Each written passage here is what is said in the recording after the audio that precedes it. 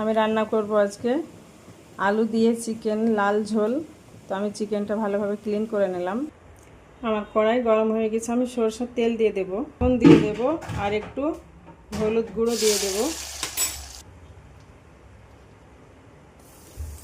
যাতে করে আলু দিয়ে রানবো, আলুটা তেলে ভাজার সময় ছিটাটা না লাগে আমার উপরে।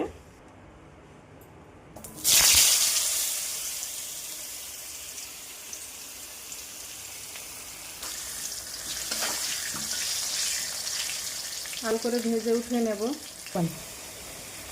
আলুটা আমার লাল লাল করে ভাজা হয়ে গেছে, এটা আমি এবার উঠিয়ে নেব। আমার তেলটা, ওই যে আলু ভাজা তেল ছিল ওটার মধ্যে আমি দিয়ে দেব টমেটোর কুচি,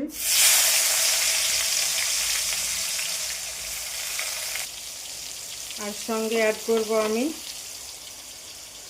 লবণ, হলুদ গুঁড়ো, জিরে, আদা, পেঁয়াজ, রসুন পেস্ট আছে এখানে, কুচানো পেঁয়াজ, আর আছে রসুন, আছে দুটো বড় কালো মরিচ, আর আছে একটা দারচিনি আর তেজপাতা। তো আমি এগুলো সব একসঙ্গে দিয়ে দেবো। এখানে আমি রসুন পেঁয়াজ কুচি কম নিয়েছি, কারণ এখানে আমার পেস্ট আছে।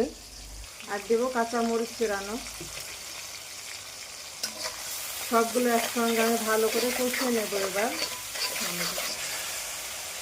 সঙ্গে আমি 1 টেবিল চামচ লাল গুঁড়ো মরিচ দিলাম কালারটা করার জন্য, আর দিয়ে দেবো আমি একটা আখড়া রসুন, এটা দেশি রসুন। আমার মশলাটা কষানো কমপ্লিট, এবার চিকেনটা দিয়ে দেবো, আলুটাও দিয়ে দেবো।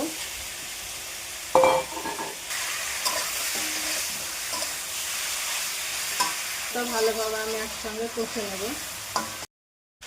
আর মাংসটা কষানো হয়ে গেছে, এই যে এবার আমি একটু পানি দিয়ে দেবো।